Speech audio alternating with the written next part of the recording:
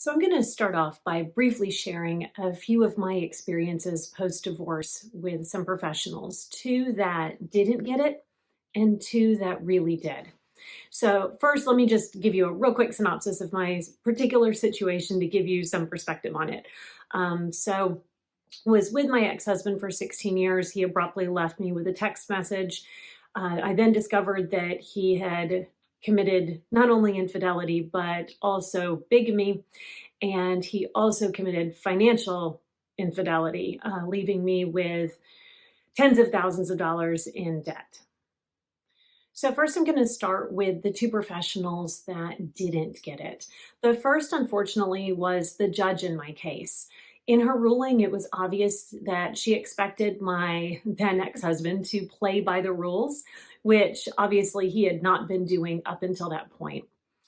And that judgment left me feeling completely unheard. It just totally invalidated everything that had happened to me and everything that he had done.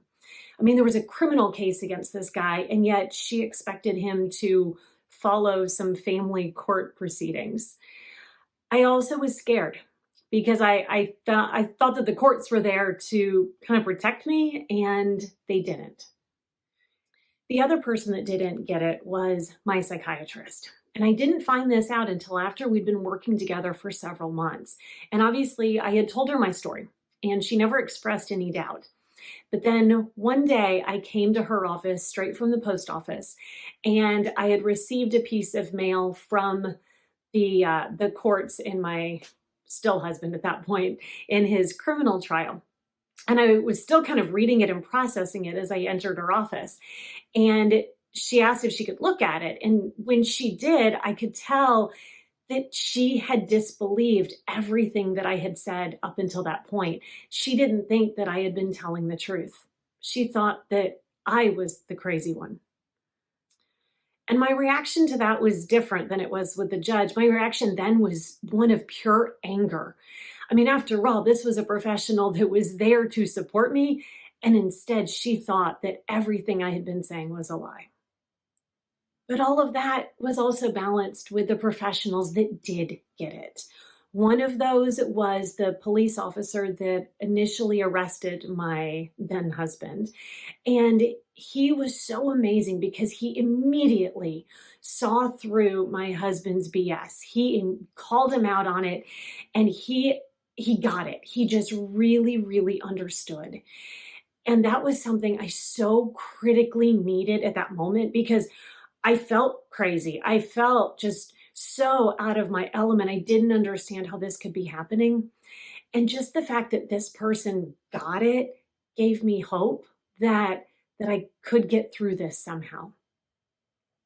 And then the other person that got it was the doctor, actually a nurse midwife who was the one who did the STI screening that obviously I had to do at that point. And I was terrified walking into that office. I felt so ashamed, and I was judging myself for even being in this position. And she was just so kind and so compassionate. And she helped me find some of that compassion for myself. So, why is it so hard when the professionals don't get it? Well, part of it is because we're turning to them when we are at our absolute lowest. And what happens is so often when we're turning to them, we have so much self-doubt and so much self-judgment already going on in our minds. And so if they say anything along those lines, it just amplifies those voices that are already inside of us, those self-critical voices that we already have. And then we trust them. I mean, after all, they're the experts in this, right? And so we put so much faith into their perspectives and their opinions, even when sometimes maybe we shouldn't. And then finally, it's so hard because it leaves us feeling so alone. Because we're going through something that is so difficult, something that we've never experienced before. And we want to find somebody else who can resonate with this, who can be like, oh, I've been there, I understand. and I can help get you through this. I can help to be your guiding light. I can be your support, and you're going to be okay. And when instead they don't get it, when maybe they're dismissive, then it feels like nobody's ever going to get it. And we feel more alone than we ever have before. So then why don't they get it? I mean, after all, they are the professionals. They should understand, right? Well, sometimes it really is just a lack of experience with this particular type of situation or the particular type of person that you're dealing with. We don't know what we haven't experienced. And so if this is something that is completely foreign to them and they've experienced hundreds or even thousands of examples of something contrary to whatever you're dealing with, well, then, yeah, they're going to believe all that data that they've already experienced and not understand what you're dealing with. Others have experienced it before, but maybe they've just dealt with so much of this that they've kind of developed a thick skin, almost a cynicism sometimes. And some of that is self-protection, because if they're in this field, they're going to be dealing with a lot of this and a lot of people that are at their lowest. And so they may just need to kind of find that protection. And depending upon their field, maybe they're just dealing with some really crummy people a lot of the time. And so they just kind of become calloused to that.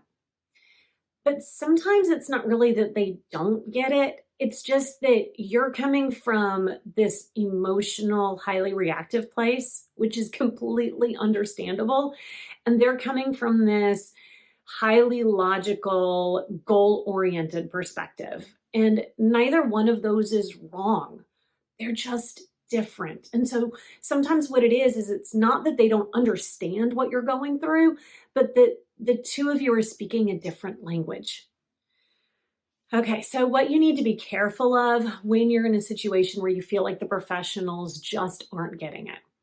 First, you need to be so careful not to be overreactive if it's a situation that could hurt your case.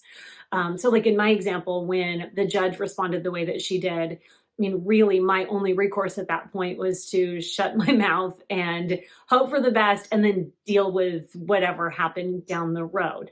If I had instead reacted negatively in the courtroom, that would have just made my situation even worse. So you need to be really careful to keep yourself in control in the moment when it could really hurt you. Be careful not to listen to a single perspective.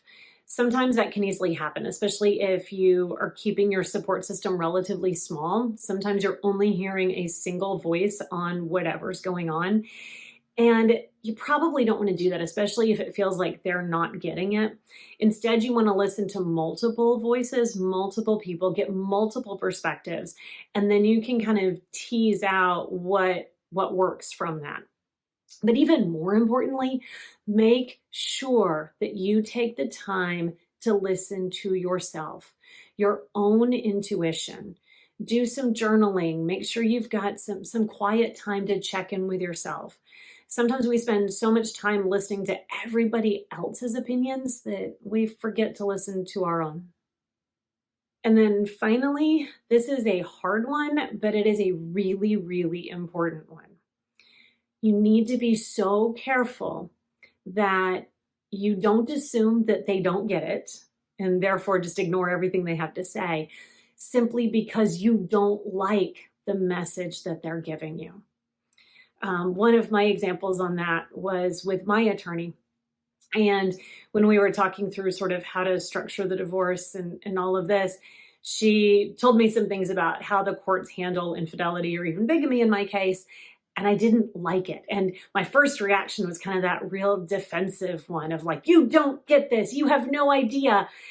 And then what I finally realized, it took a little while, what I finally realized though is this was one of those different language situations. I was coming at it from an emotional standpoint of what he did was so blatantly wrong.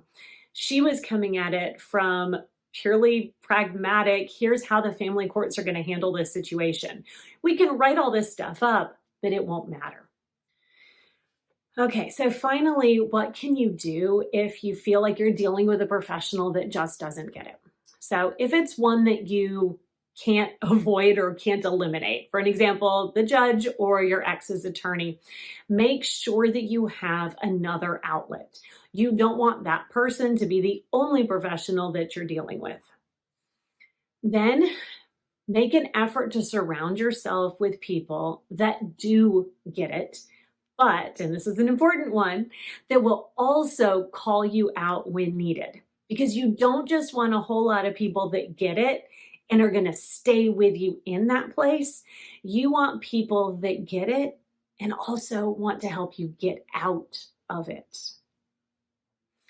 As I said before, make sure that you're checking in with yourself. Again, journaling is a really, really good way to do that.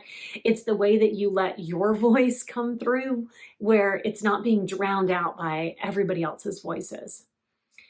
And then also, don't be afraid to make changes to your professional team. If you have a therapist that maybe just doesn't seem to mesh with you, that doesn't seem to understand what you've been through and what your needs are, find another therapist. It's okay.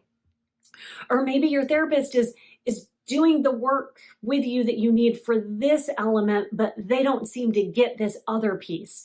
Then you can add somebody else in that gets that piece of it. You might need to be creative. You might need to kind of, expand your options, reach out, and don't expect one professional to meet all of your needs. It's going to take multiple people, and that's okay. And then remember, you don't need everyone to get it. You just need someone to get it. That one person that will let you know that you're not alone. That one person that will let you know that your experience and your reaction to it is valid. That one person that lets you know that your voice is heard and is important.